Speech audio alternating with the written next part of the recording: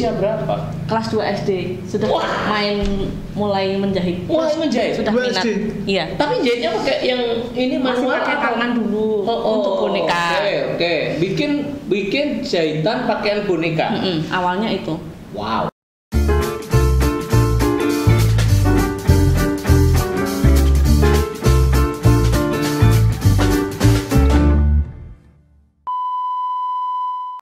Jangan dong, sing penting wani. Baru ya bajunya ya. Hah? Belum dicuci ya. Wah, ini keren ya. Coba dong, penampilan kan jadi lain dari yang lain ya kan? Lain dari yang sama lain, ada. Semakin glowing ya kan? Iya. Semakin bersinar, terutama rambutnya Pak kan ya. Sobat Kendel, ini istimewa ya. Jadi ini kemeja yang kita pakai ini adalah karya dari narasumber yang akan berbagi inspirasi pada kita semua pagi ini, ya kan?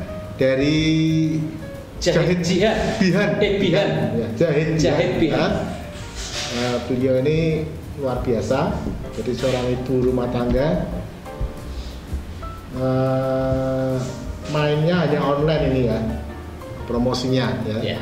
Dan produk promosinya. Iya, promosinya. Tapi kalau jahitin kita bisa mendatangkan tim beliau atau timnya. Ya, promosi untuk penjualannya hanya lewat online, tapi kalau kita mau fitting baju, timnya bisa datang ke rumah. Ya. Nah, keren ya. Keren banget. Itu area Semarang. Ya, kan? ya. Karya-karya beliau ini sudah sampai mancanegara Pak. Amerika, Jepang, Korea, Singapura, Thailand. Luar biasa ya, seorang ibu rumah tangga bisa nyambi kerjaan ibu di rumah ya. Dan spektakuler. Ya. Tentunya mau ya teman-teman yang nonton, emak-emak ya, terutama juga nih ya. Nonton sampai habis nanti ya. Inspirasinya. Inspirasi dari narasumber kita. Langsung aja ya. Ibu atau Mbak? Dek.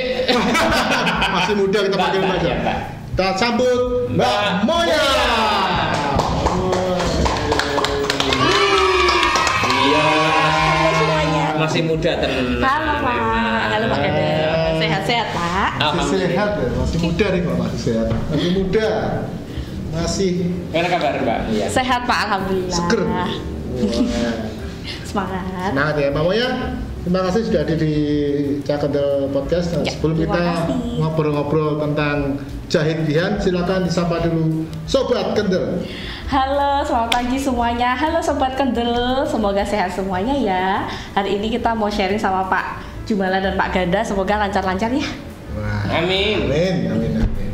Dan semoga pasti menginspirasi. Iya. Mungkin diambil baiknya, dibuang jeleknya gitu ya Pak. Amin. Oke, Mbak Moya. Wah, ini saya rasa enak loh. Jadi anak muda lagi. Ya, kembali muda. Ya, fresh ya, warnanya makin muda. Warnanya juga Pak Jumal juga makin muda ya. Makin tua era. makin bijaksana. Glowing ya. Makin glowing, jelas karena kan cerah ya. Cerah ya. Warnanya cerah. Pas ya, matching ya. Pas. Dengan kulit ya, Pak. Dan aku sing heran itu apa Pak Gandang menyampaikan bocoran ukurannya loh, kok pas sih? Enggak kan. Sampean yo pas sih loh. Iya. Jangan kan sampean gede. Iya, jadi Mbak Moya ini ternyata sering lihat video-video Cakendel. Kan banyak teman-temannya dari UMKM ya yang ini ya sambil jahit terus dengerin ini. Iya, biar tombol ngantuk gitu ya Pak. Daripada ngantuk kan mendingan kita dengerin Pak Jumalan cilik lho, nek Pak Ganda sing ganda itu loh ya. Boros kain ya Pak. Iya. Luar biasa ya Mbak Moya, terima kasih loh ini. Sami-sami. Wah, keren. Ini nyaman dipakai, enak Pak Jumalan ya. Enak. Ya. Mbak Moya. Ya. Ini gimana ceritanya kok bisa terjun di dunia menjahit dan berkarya di fashion ya? Ya, baik. Busana ya. Jadi itu saya minat jahit sejak kecil Pak. Tapi kayak belum ada fasilitas dari orang tua, misal mesin jahit dan lain sebagainya. Mulainya dari boneka-boneka saya yang mungkin kalau teman sekampung saya sejak kecil tuh udah bonekanya udah paling lucu gitu. Kecil itu usia berapa? Kelas 2 SD sudah mulai menjahit. Mulai menjahit. Sudah minat. Iya. Tapi jahitnya pakai yang ini masih manual pakai tangan dulu untuk boneka. Oke. Bikin jahitan pakaian boneka. Awalnya itu. Wow. Jadi kelas 2 SD Pak Kanda. Besar ya. Super. Iya. Lo itu ada turunan dari orang tua atau gimana ini? Orang tua kebetulan tidak. Bukan menjahit juga ya? Bukan. Tapi memang sudah minat. Terus saya ingat banget lulus SD itu saya cuma minta sama bapak untuk ngisi acara liburan, saya minta dibelikan mesin jahit ireng, mesin jahit hitam zaman itu kelas berapa mulai diberikan mesin SD jahit? kelas 6. Lulusan menuju SMP. Gede, singer. Mesin singer tua. Nah, yang pakai kaki ejrek. Atau masih yang gini? Enggak pakai kaki. Gini-gini ya. Aku menangis sing mur. Oh iya. Rambut putih sih menangis. Jadi rambut putih karo. Jadi saya mulai membuat SD minta dibelikan saya itu sendiri. untuk isi liburan. Wah, luar biasa ya. Jadi mulai menjahit baju untuk saya, kayak ngeplat dulu dari baju yang sudah ada yang nyaman, terus saya bikin pola koran, jahit. Nggak enak, bongkar lagi. Berarti motong juga? Iya, motong. Jadi benar-benar otodidak ya. Kan kalau zaman dulu belum ada YouTube seperti sekarang ya, Pak. Iya. Kalau sekarang kan mau belajar apa ada di YouTube. Dulu enggak, zaman saya. Jadi ini dulu itu pakai majalah. Iya, namanya Modeblan. Iya, betul. Aku kok ro ya. Majalah fashion. Mbak Yuku penjahit Pak Kanda. Oh iya. Loh, aku tuh biyen tukang bantu ngitiki. Oh, aku yo. Iya. Sakjane ya padha. Jangan ora tak kembangno aku. Iya. Oh gitu ya. Terus akhirnya SMP berkembang terus ya. Kebetulan itu SMP mulai apa? Kan awalnya kan produksi untuk diri sendiri ya, untuk keluarga gitu saya. Tapi setelah mulai mahir ini mungkin mulai berani itu setelah SMA. Setelah SMA. Itu baru hijab, baru rok yang mudah gitu sih Pak. Berkembang terus sampai akhirnya saya mendapat pola yang paling nyaman di tubuh saya. Terus baru berani buka orderan. Terus juga, tahun berapa buka orderan? Tahun 2018-an. 2008. Lulus SMA saya 2007. Oh, 2008 tuh ya. Berarti nyambi mermak juga kayak permak rok gitu. Iya, 14 tahun pengalaman. 14 tahun ya pengalaman ya. Terus berkembang. Jadi sampai sekarang juga masih belajar karena kan setiap harinya ada pola-pola yang baru Pak. Pasti. Anak muda sekarang itu cenderung suka banget mendesain sendiri, jadi kayak Mbak bajunya artis itu kamu bisa nggak bikin, jadi kita gitu ya? ya betul. Jadinya ya kita berusaha mengikuti keinginan pelanggan, terus kita jadi belajar setiap hari sih Pak. Susah sih Pak, tapi ya kalau dapat hasilnya cantik happy banget jadinya. Gitu. Iya. Belajar setiap hari jadinya. Itu butik ya jadinya ya. Butik online ya Pak. Kalau custom itu kan butik itu jadinya. Iya. Tapi di desa, jadi sejatinya saya cuma penjahit desa, tapi saya mau belajar media digital. Di desa itu di mana? Di desa Pak, di desa di ujung Gunung Pati. Jadi saya di desa wisata Gunung Pati. Oh, desa wisata. Desa kami. Kandri itu ya? Kandri. Jadi desa kami itu desa edukasi. Banyak anak-anak sekolah yang belajar bertani, bercocok tanam di kampung kami. Ya. Jadinya ramai Pak. Mau nggak Pak? Kita liput ya ke sana. Banyak ya berarti apa yang dikembangkan di Kandri? Pertanian. Kayak, jadi anak-anak itu dikenalkan dengan pertanian seperti bercocok tanam, terus membuat olahan-olahan pertanian. Kalau fashion ada beberapa, sama yang craft juga. Keren ya. Di desa kami tuh sebisa mungkin setiap rumah itu punya UMKM. Jadi kayak berkembang sesuai minat ibu-ibu di situ. Iya. Ada yang jualan makanan, ada yang jualan apapun yang mereka bisa. Oke, kembali lagi ke Mbak Moya ya. Tadi bisa sampai merambah ke mancanegara kemana-mana gimana? Ada Amerika, Korea, Jepang, Thailand, Singapura tuh wah luar biasa loh. Baik, awalnya itu saya mengupload hasil jahitan saya Pak. Jadi setiap saya selesai, saya setrika, saya upload. Awalnya di Facebook. Oh, Facebook. Oke. Dari tahun 2008-an itu kan Facebook sudah mulai aktif ya Pak. Saat itu terus berkembang ke Instagram tahun 2012-an saya juga mengikuti. Terus ngerumati follower di sana sampai akhirnya saya hampir punya semuanya. Kalau sekarang tuh yang ramai TikTok, saya juga bikin. Jadi kita tuh harus followernya banyak loh Pak. Harus adaptif juga Pak. Kalau anak-anak sekarang mainnya ke sana, kita harus ke sana. Iya, ngikutin ya. Iya, harus mengikuti. Instagramnya followernya sudah 11 atau 12 ribu? 12 ribu. TikToknya? TikTok masih sedikit sih Pak, karena anak TikTok itu lebih suka nonton, kadang nggak follow. Jadi yang lebih mereka suka itu bagaimana cara membuatnya, bukan hasilnya saja. Berapa sekarang TikTok? TikTok masih sedikit Pak, TikTok saya masih dikembangkan, jadi masih sedikit. Tapi website tadi juga ya? Website ada. Oke. Website itu tadi yang pesan-pesan dari luar negeri itu orang Indonesia yang tinggal di sana? Iya, biasanya orang Indonesia yang bekerja di sana atau nanti setelah mereka pulang kayak teman-temannya yang dari negara lain tuh bisa juga pesan ya, kita. Kayak misal dia ada yang kuliah di Singapura, terus mereka mau wisuda kan tetap citanya dia pengennya baju-baju Indonesia bukan baju-baju Melayu, jadi mereka custom ke kita dan kita kirim. Akhirnya malah teman yang di Thailand, yang di Singapura asli malah kepentut juga, pengen juga bikin di orang sana. Asli Singapura kepentut juga. Mau cara bahasa dari orang Indonesia juga ya? Mungkin ternyata seleranya mereka suka. Tren Indonesia ini kan lagi naik. Iya betul. Jadi sekali-sekali pakai pakaian Indonesia itu jadi keren. Oh iya, benar. Wah, mantap. Tapi itu ya, berarti mereka lihat website atau ini ya? Media sosial kita, terus ada kontaknya, mereka coba tanya-tanya di situ sampai akhirnya deal. Sampai akhirnya deal ya? Iya. Meskipun ongkos kirimnya gak karu-karuan mahal. Oh iya, kalau ke Amerika berapa ongkos kirimnya? Ongkos kirim ke Amerika tuh bisa 500 ribuan. Tapi alhamdulillah baju yang mereka pesan berapa harganya? Baju tuh 300 ribu. 300, ongkosnya 500. Ya sama lah. Ini kan hanya 90.000. Ongkos kirimnya 210.000. Apa yang mereka cari, mungkin kualitas dan rasa senang itu kali ya Pak? Ya karena dari luar negeri. Negerinya itu.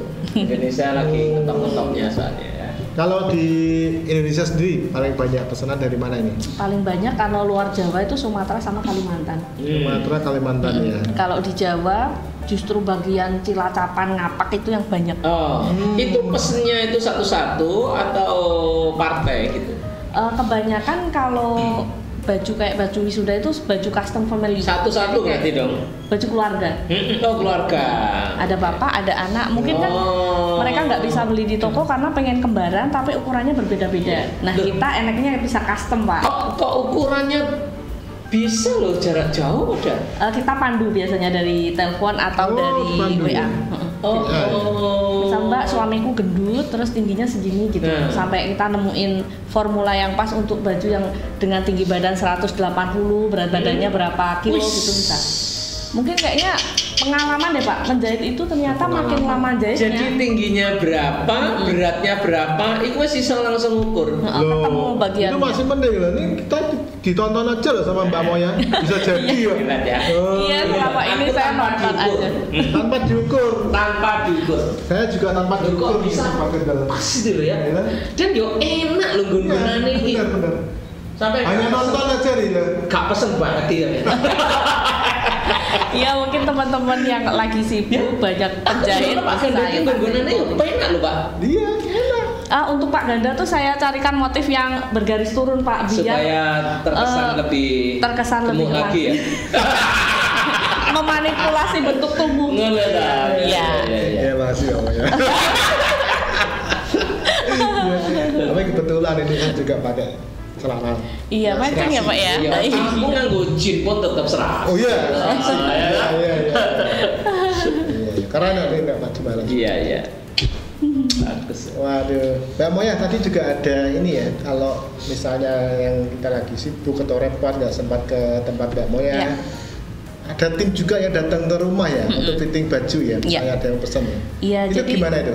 Prosedurnya jadi beberapa gimana? Customer yang mungkin sibuk bekerja, kadang kan menuju pernikahan tapi belum mendapat baju yang mereka inginkan gitu loh Pak. Jadi mereka bisa konsultasi, saya akan bantu datang ke tempat, konsultasi ke rumahnya, ngukur, fitting juga ke rumah. Jadi kita ada tim untuk memfasilitasi apa ya Pak, datang ke rumah customer. Gitu ya? Iya. Itu ada tambahan biaya nggak? Biasanya kita nego, tergantung jaraknya atau tergantung banyaknya yang dipesan. Insya Allah kalau jadi saya tuh makin banyak yang dipesan pasti makin murah ya. Ada diskon khusus lah kalau jahit partai juga. Makin diskon tuh ya. Iya.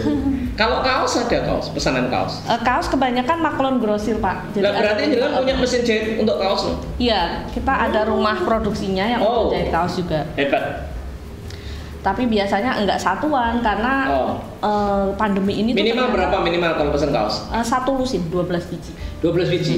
Berapa ongkos jahitnya? Kalau kaos itu aku mesti pesen nih. Kalau kaos itu biasanya komunitas atau apa ya Pak yang pakai logo. Oh iya, itu maksudku. Harga kaos sekarang tuh setelah pandemi bisa sampai 80 ribuan satu piece-nya. Ya kan tergantung bahan. Tergantung bahan. Makanya aku takon ongkos jahit itu kan hampir tidak terlalu jauh berbeda. Nek bahan itu kan ono sing rego 30.000, 50.000, 80.000. Kalau kita upayakan sih yang ke bahan premium karena lebih baik ningkatin harga tapi kualitasnya nyaman dibanding harganya murah tapi dapat komplain panas gitu. Jadi lebih aman untuk berarti harus datang ke pelanggan. Harus datang ke sana dong aku. Iya, untuk ngecek. Kan ngecek bahannya. Oh iya, bisa. Bahannya begini. Iya, ada kualitasnya gitu Pak, ada range-nya beberapa. Tapi kalau timnya suruh datang ke tempat rumah bisa. Iya, bisa juga Pak. Jadi dibawain sampel. Bawain sampel. Boleh ya. Iya dong. Mantap. Jemput bola ya Pak berarti? Jemput bola. Jemput bola, iya. Berarti bahan dari jenengan. Bisa. Belanja sendiri juga bisa. Belanja sendiri juga bisa loh tuh. Kan nek belanja sendiri terus ongkos jahitnya bisa disampaikan nggak? Bisa. Jadi rate harga jahit saya tuh dari 100 ribuan sampai misal 100 ribuan kemeja-kemeja gitu masih 100 ribuan range-nya. Jadi masih terjangkau lah Pak. Kalau satu lusin berapa? Nanti bisa turun. Kalau kaos beda lagi. Kalau iya kaos sih, tak tanyakan kaos. Kalau kaos itu biasanya pengadaan bahan juga dari kita. Jadi satu kaosnya khusus kaos ya. Kalau khusus kaos bahannya jenengan. Iya. Kalau yang katun-katun atau baju seragam itu bisa kita ditelepon aja untuk datang. Misal butuh kain kombinasi atau butuh tambahan kain kita bisa nyediain. Nek jas kita bikin juga. Oh, jas ada ya? Iya. Jas pengantin biasanya Pak. Pengantin berapa pengantin? Jasa jahit jas itu yang paling mahal. Jas pengantin. Jas celana sama innernya itu sampai 1,2. Inner itu apa maksudnya? Kayak rompi. Oh, gitu. Ini tanpa rompi? Range-nya sejutaan kalau jahit rapi. Karena kan sama ada juga yang ada sejuta ya. Ada macam-macamnya di dalamnya situ. Jadi biasanya tuh custom. Sejuta itu sudah kualitas menengah atau kualitas paling bawah? Itu bahan standar yang drill gitu loh Pak. Yang udah bagus sih menurut saya. Iya. Biasanya tuh kita bantu pengantin yang bodinya agak susah di umum, adanya SML tapi beliau tinggi sekali, badannya besar. Tinggi gitu. Sekali atau kecil sekali ya? Iya, kasar itu biasanya ngece gitu. Besar sekali atau kecil sekali. Kayak Bapak itu susah itu beli di Pak umum Pak. Aku mesti kedapan ini nih Mbak. Beli jas tadi memang harus ini ininya ya, IG-nya ya jahit. Iya betul. Oh, jadi jahit ada model-model di sini.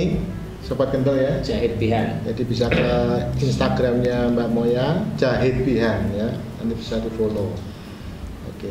Ya itu karya-karya saya Pak yang saya kerjakan di rumah. Mbak Bihan ini, bagus-bagus ini kok di Instagram. Ini lagi musim wisuda sama nikahan nih Pak, jadi banyak pesanan, banyak keroyokan kebaya biasanya. Universitas mana biasanya yang sering langganan ke tempat ini? Banyak sih Pak, kalau yang di Semarang hampir semua universitas. Biasanya ada yang nyantol, terus kalau temennya pakai gedok tular, jadi kayak temennya yang lain juga mau dibawa ke situ gitu. Jadi alhamdulillah kebanyakan kalau udah cerita-cerita malah akhirnya sekalian deh Mbak, bapak ibuku sekalian gitu. Jadi mereka nggak mau cantik sendiri, ada pendampingnya dibuatkan sekalian. Jadi ternyata peluang jasa jahit. Ini ada wisuda ya Desember ya? Iya masih ada. Masih ada ya? Kemarin kita ada di Udinus, terus ada di beberapa kebidanan juga, ada Widya Husada dan lain sebagainya. Itu juga alhamdulillah ada beberapa yang pakai. Mbak Moya sekarang udah ada berapa tenaga yang bantu Mbak Moya? Kalau saya masih terbatas sih Pak, soalnya untuk menjahit baju yang custom ini kan perlu rapi. Jadi saya masih ada 8 orang yang jahit baju rapi. Tapi kalau untuk kaos 8 itu di rumah masing-masing atau kita ada rumah jahit. Satu rumah untuk nemuin pelanggan di rumah saya, satu rumah ada di produksi ya, rumah produksi istilahnya ya. Saya gitu. Pindah, saya bedakan. Iya. Karena kalau itu ada yang 8 orang di situ ya. Yang 8 orang ada di rumah jahit. Kalau yang di rumah cuma ada admin saya, terus mbak-mbak finishing, kadang ada titipan anak magang. Finishing itu apa? Finishing itu membersihkan sisa-sisa jahitan yang kurang bagus, ngecek lagi lagi sama ngecek kerapihannya. ya. Kalau ada yang Masang payet, masang perhiasan baju. Ya. Gitu Pak untuk Itu di rumah bukan di rumah jahit di ya. rumah. Di rumah.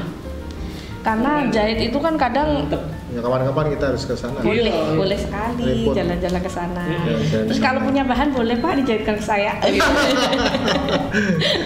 Aku sih dalam waktu dekat kepingin bikin itu kaos. Nyablonnya bisa juga saat nyablon. Nyablon kita ada kolaborasi sama teman. Soalnya ada minimal ordernya ya Pak. Ya. Jadi kita Berapa minimal ordernya kalau nyablon? Kalau sablon sebenarnya kalau sablon printing itu satuan bisa.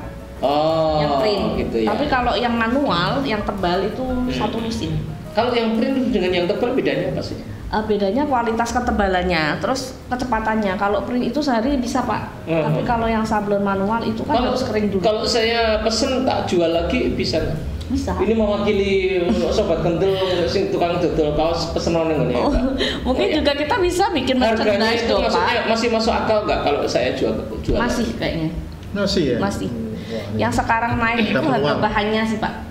Harga bahannya yang naik. harga bahannya ya. Oh. Kalau jasa jahit sih masih murah kalau untuk kaos, karena kaos kan nggak butuh resleting, kancing, aplikasi yang lain. Iya.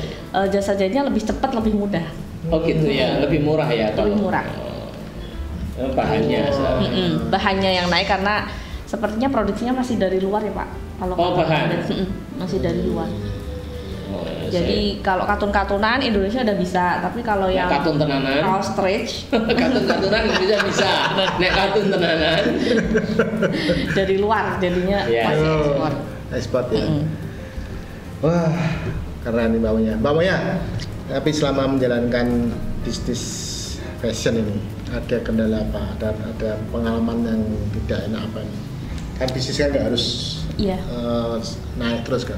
Apa? Silakan Mas. Mungkin kendalanya keterbatasan tenaga juga ya Pak, karena kita seorang ibu rumah tangga yang pasti punya kewajiban mengurus keluarga. Jadi kayak nggak bisa untuk diperes bikin kebaya dalam waktu 2 hari dengan secantik itu kan agak susah. Jadi saya sarankan sama pelanggan saya itu membuat baju lebih baik jauh-jauh hari. Jadi kita ada waktu untuk fitting, untuk memperbaiki kalau ada yang kurang pas. Mendadak nih, pas waktu, ya, keterbatasan ya. waktu, karena kita harus membagi waktu kita untuk anak-anak. Terus saya juga memutuskan untuk ya bekerja, tapi kewajiban saya terhadap suami dan anak-anak nggak boleh saya tinggal gitu. Iya.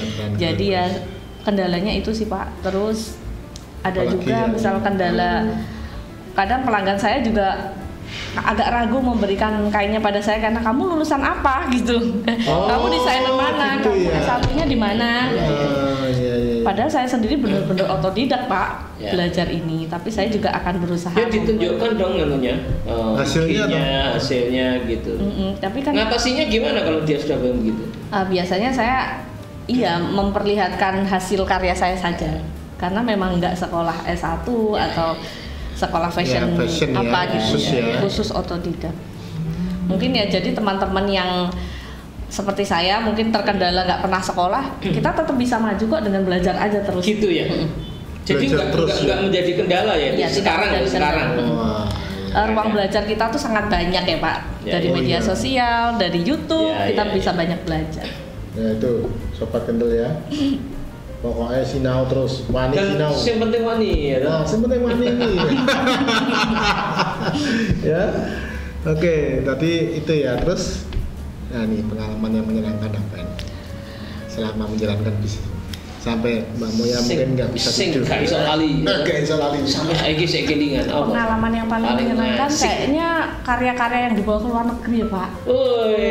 Kayak Mbak, dia tuh dari Mbak aku pesen handbook baju Korea tapi yang muslimah. Handbook itu yang seperti apa sih? Baju Korea. Baju adat Korea tapi dibikin di Indonesia yang versi muslimah. Terus saya buatkan, dikirim ke Korea dan mereka tuh foto bareng-bareng di bawah bunga sakura. Jadi kan bagi Korea ada juga sakura ya? Ada. Ya. Jadi wow gitu. Jadi kita kayak indah banget. Terus ada juga yang pelanggan pakai batik, jahitin batik di saya sama jas, dia foto di patung Menara Liberty. Jadinya beliau dinas di sana dan sering banget ngirim foto, Mbak ini karya kamu udah sampai sini loh. Wow. Itu fotonya. Aduh kok gak dibawa ya Pak? Maksudnya nanti dikirim. Oh bisa ya. Gitu paling kalau yang sekarang karena umrohnya sudah dibuka, kebanyakan para pelanggan yang beribadah itu Pak, yang pesan-pesan baju di saya terus ngetak semoga Mbak Moya bisa kesini, amin gitu ya Pak. Doa-doanya ya. Karyanya dulu yang sampai sana. Insya Allah nanti kita bisa. Insya Allah nanti ketarik. Semoga Pak. Wah, luar biasa Mbak Jumala ya. Kalau mimpi ke depan apa? Mimpi besarnya. Nah, mimpinya apa nih untuk Jahit Bian apa? Mimpi kedepannya mungkin berupaya merealisasikan ready to wear, jadi kebaya yang bisa dipesan, yang sudah ready gitu Pak. Jadi misal ketemu saya baru H-3 wisuda mau bikin kebaya kan udah mepet, dia bisa beli atau rental aja. Artinya, artinya jadi menyediakan stok. Nyediain stok, berani membuat bisa stok. Sewa, ya? Bisa beli, bisa sewa. Karena sejatinya baju kebaya itu kan nggak long lasting seperti baju harian. Jadi kadang ada orang yang mikir Mbak aku mau sewa aja deh. Setelah itu soalnya buat apa gitu.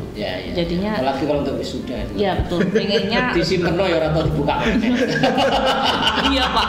Anak muda sekarang cenderung lebih nggak mau yang itu aja gitu. Baju wisuda itu disimpen seumur hidupnya ngono terus. Tapi itu jadi momen yang sangat spesial makanya mungkin cukup nyewa saja. Bisa. Jadi mungkin kedepannya pengen memberikan pelanggan fasilitas ready to wear yang siap untuk disewa. Wah, keren ya. Jos. Mbak Moya ya. Iya, ini pelajaran buat semuanya ya. Tidak harus belajar pendidikan di bidang itu, tapi kalau belajarnya wani, jadi dahsyat sekali. Luar biasa Mbak Moya dengan Jahit Bian ya. Ini buktinya ya. Ini Mbak Moya tanpa mengukur iso pas. Hanya lihat YouTube Cakendel Podcast ya. Tapi mesti kalau takon-takon sak gedene sak piro sih Pak Ganda Mas? Enggak Pak, kan lihat videonya kan banyak. Jadi saya setiap hari tuh motong kain sambil dengerin. Iki asli lho, iki omongane ora diatur lho iki. Asli. Pas bener pas. Padahal gak diukur. Pas. Asal Pak Ganda nggak naik berat badan mungkin. Oh iya. Masa dalam waktu 2 hari naik. Baik Mbak Moya, terima kasih sudah hadir di Cakendel Podcast ya. Semoga mimpi ke depan yang tadi sudah disampaikan Mbak Moya di depan Cakendel, Sobat Kendel bisa terwujud ya. Amin. Dan semakin banyak yang memakai jasa dari Jahit Bian ya. Terima kasih. Karena memang benar-benar terbukti kualitas ya, bagus ya. Dan apa lagi? Untuk mengakhiri ya. Kasih tips buat untuk Sobat Kendel. Tips saya adalah perempuan itu ternyata powernya banyak sekali. Jadi kita mempunyai banyak potensi yang bisa kita kembangkan meskipun hanya dari rumah sambil ngerumati suamimu, anak-anakmu, sambil menjaga rumahmu, kamu tetap mendapat cuan dari apa yang kamu cintai. Oke, itu aja Pak. Dapat cuan dari apa yang kamu cintai. Dapat cuan dari apa yang kamu cintai. Betul ya. Asik ya. Keren. Baik, Sobat Kendel, demikian video dari Mbak Moya, dan saya yakin inspirasinya teman-teman semakin bertambah ya yang menonton video ini. Dan silakan di like, komen, dan share video ini sebanyak-banyaknya. Jangan lupa pula nyalakan loncengnya. Yuk, ayu dagingnya Kendel. See you Cakendel.